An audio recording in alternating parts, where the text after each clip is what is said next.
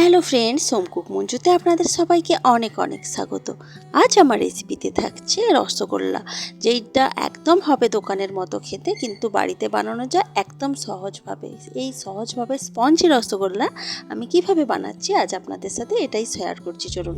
তো এই রসগোল্লা বানানোর জন্য দেখুন, এখানে আমি আমুল দুধ নিয়েছি, এটা আছে 500 গ্রামের প্যাকেট। তো আজকে আমি 500 গ্রামের প্যাকেটের আমুল দুধ দিয়ে এই রসগোল্লাগুলো বানাবো। তো এখন আমি দুধটাকে দেখুন গরম করতে বসিয়েছি। দুধটাকে এখন ভালো মতো যখন ফুটে উঠবে তখন আমি একটু একটু ভালো করে দুধটাকে ফোটাতে হবে। তো ভালো করে ফুটে ওঠার পর আমি এখন একটা পাত্রে দেখুন এখানে আমি নিয়েছি ভিনিগার, কিছুটা ভিনিগার নিয়েছি, কারণ দুধটাকে ছানা কাটাতে হবে। ছানাটা বানিয়ে তারপরে আমরা রসগোল্লাটা বানাতে পারবো। তো এই ভিনিগারটার মধ্যে আমি কিছুটা নর্মাল জল মেশালাম। তো এখন একটু মিশিয়ে নিচ্ছি খুব ভালো করে। এখন এটাকে আমি অল্প অল্প করে ওই দুধের মধ্যে দিয়ে দেব। তো দেখুন দুধটা ফুটছে, এখন এই দুধের মধ্যেই আমি ওই ভিনিগার জল মিশিয়েছি, যেটা জল মেশানো ভিনিগারটা দেখুন দিয়ে দিচ্ছি। তো পুরো ভিনেগারটা দিয়ে দিলাম। এখন আমি একটা চামচের সাহায্যে এই দুধটাকে একটু নেড়ে দেব। একটু নাড়তে নাড়তে একদম ছানাটা খুব ভালোভাবে কেটে যাবে। আপনারা চাইলে লেবু রস দিয়েও কিন্তু ছানাটা কাটিয়ে নিতে পারেন।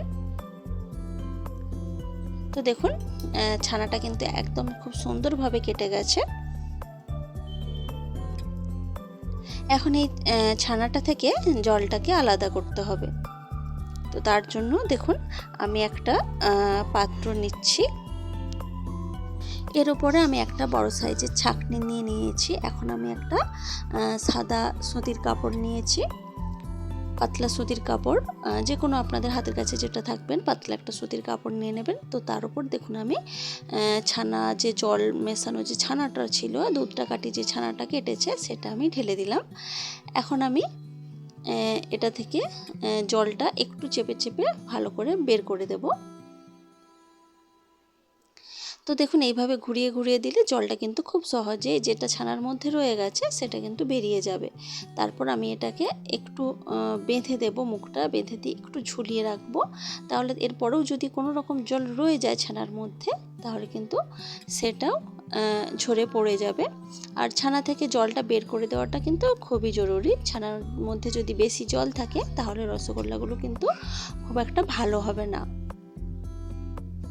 তো দেখুন জলটা সমস্তটা ঝরে যাওয়ার পর প্রায় আমি 20 থেকে 30 মিনিটের মধ্যে ঝুলিয়ে রেখেছিলাম। তো তারপর আমি দেখুন ছানাটাও এতক্ষণে খুব ভালোভাবে ঠান্ডা হয়ে গেছে।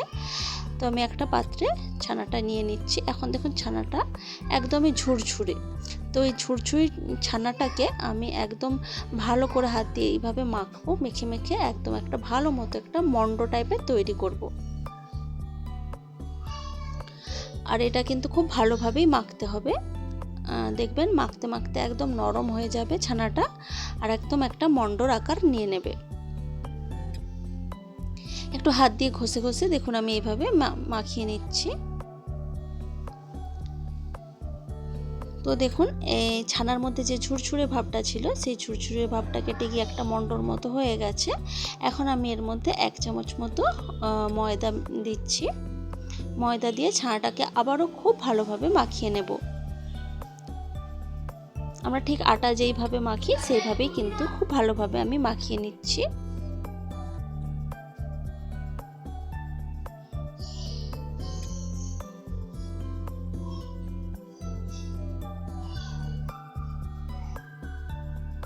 একদম হাত দিয়ে খুব ভালোভাবে মথে নিচ্ছি আমি এই ছানা আর ময়দার মিশ্রণটাকে। ময়দা কিন্তু একদমই অল্প পরিমাণে দিয়েছি।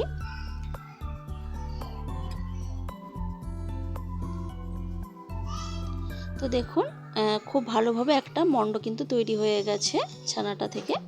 এখন আমি অল্প অল্প করে কেটে কেটে হাতের সাহায্যে রসগোল্লার যে আকার হয় গোল, সেই গোল আমি আকার দিয়ে নিচ্ছি। হাত দিয়ে এইভাবে কিছুক্ষণ ঘোরালেই খুব সুন্দর একটা আকার চলে আসবে। দেখুন একদম হয়ে গেছে। আরও আপনাদেরকে একটা করে দেখাচ্ছি।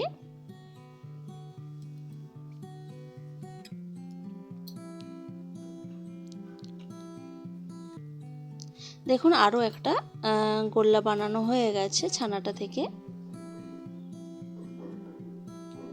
তো এইভাবেই এক এক করে আমি কিন্তু সব গোল্লাগুলোই বানিয়ে নেব এখান থেকে।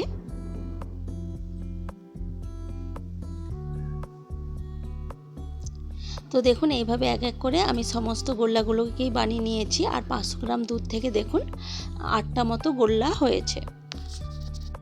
যদি আপনারা ছোট বা বড় সাইজে বানাতে চান তা সেইভাবে বানাতে পারেন। তো আমি মাঝারি সাইজ যেভাবে হয়, যেরকম রসগোল্লার সাইজ নর্মালি হয় দোকানে, আমি সেইভাবেই বানিয়েছি। এখন দেখুন একটা পাত্রে আমি 1 কাপ চিনি দিয়েছি। 1 কাপ মেপে চিনি দেওয়ার পর আমি তার সাথে 5 কাপ মেপে জল দিচ্ছি। এখন আমরা চিনির রসটা বানাবো রসগোল্লাকে ফোটানোর জন্য। তার উপর দিচ্ছি দেখুন 2টো এলাচ। এই এলাচের গন্ধটা খুব ভালো যাবে এই রসগোল্লার সাথে, রসগোল্লার মধ্যে খুব একটা সুন্দর স্মেল আসবে। তো এখন এই চিনির রসটাকে খুব ভালোভাবে দেখুন ফুটিয়ে নিচ্ছি। আর চিনিটাও দেখুন এতক্ষণে খুব ভালোভাবে গলে গেছে। তো চিনির রসটা খুব ভালোভাবে ফুটে ওঠার পর গ্যাসের আঁচটা একটু কমিয়ে আমি এক এক করে ছানার গোল্লাগুলো এই রসের মধ্যে ছেড়ে দিচ্ছি। তো দেখুন সব গোল্লাগুলোই ছাড়া হয়ে গেছে। এখন এটাকে আমি খুব ভালোভাবে ফুটতে দেব। তো দেখুন এখন এটাকে আমি ঢাকা দিয়ে রাখছি প্রায় 10 থেকে 15 মিনিট মতো। ঢাকা দিয়ে খুব ভালোভাবে ফুটতে দিয়েছি। আর ঢাকাটা খোলার পর দেখুন কতটা ফুলে উঠেছে রসগোল্লাটা। তো এইভাবে 10 থেকে 15 মিনিট মতো সেদ্ধ করার পর আবারও আমি ঢাকা খুলে 10 মিনিট মতো খুব ভালোভাবে ফুটতে দেব। এটা বানাতে পুরোপুরি রসগোল্লাটা তৈরি হতে লাগে 25 থেকে 30 মিনিট মতো।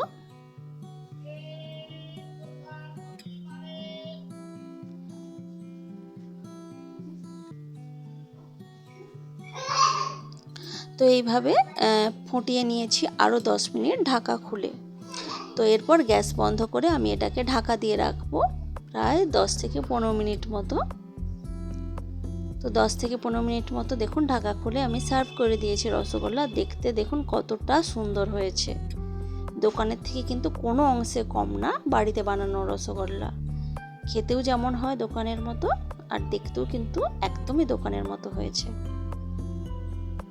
তো এই রসগোল্লা রেসিপিটি আপনাদের কেমন লেগেছে সেটা কিন্তু অবশ্যই আমাকে কমেন্ট করে জানাবেন। ভালো লাগলে লাইক কমেন্ট শেয়ার করবেন এবং চ্যানেলটি সাবস্ক্রাইব করে প্লিজ আমার পাশে থাকবেন। তো আজকের ভিডিওটা এ পর্যন্তই থাক। দেখা হচ্ছে অন্য কোনো দিন অন্য কোনো ভিডিওতে অন্য কোনো রেসিপির সাথে। তো আজকের মতো টাটা বাই বাই।